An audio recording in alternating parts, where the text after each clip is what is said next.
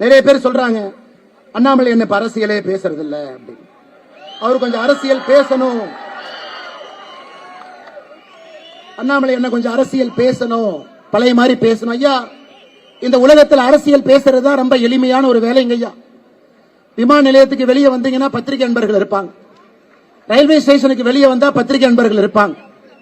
பத்திரிகை நண்பர்கள் அவங்களுடைய கடமையை செய்வதற்காக மைக்க நீட்டுவாங்க. இன்னைக்கு அரசியல் எப்படி இருக்குன்னு நீங்க யோசிச்சு பாருங்க. எதிர்கட்சியா இருந்தா ஆளுங்கட்சி சரியில்லை, ஆளுங்கட்சியா இருந்தா எதிர்கட்சி சரியில்லை.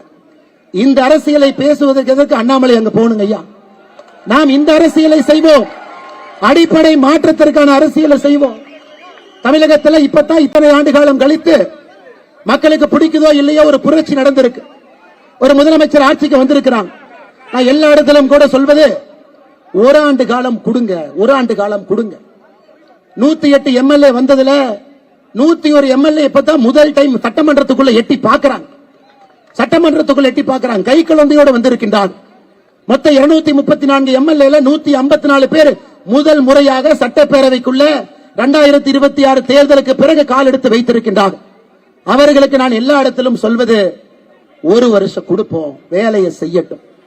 அவர்கள் வேலையை சரியாக செய்யவில்லை என்றால் முதல் குற்றச்சாட்டு வைப்பவர்கள் நாமத்தான் இருப்போம். அதில் எந்த மாற்று கருத்தும் இல்லை.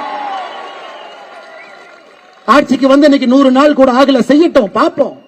சில விஷயங்கள் சரியா செய்யறாங்க, சில விஷயங்கள் தவறா செய்யறாங்க.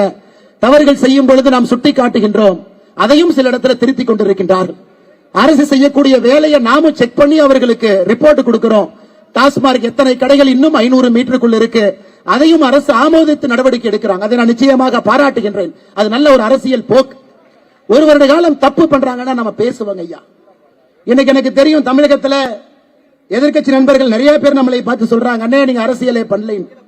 எனக்கு எதிர்கட்சி பண்ணக்கூடிய அரசியல் என்னன்னா, எப்படியாவது இந்த ஆளுங்கட்சியை கவுத்து ஆட்சிக்கு வர வேண்டும் என்பதுதான் எதிர்கட்சிகள் செய்யக்கூடிய அரசியலா இருக்கு. அதுக்கு ஆபரேஷன் மெகாலயான்னு ஒரு பேரு, புள்ள முடிக்கிற மாதிரி 10 எம்எல்ஏ பிடிச்சிட்டு வாங்க, அவங்கள சபாநாயகரின் மீது நம்பிக்கையில்லா தீர்மானத்தை கொண்டு போங்க, அதுல ஆட்சியை கவலுங்க ஐயா.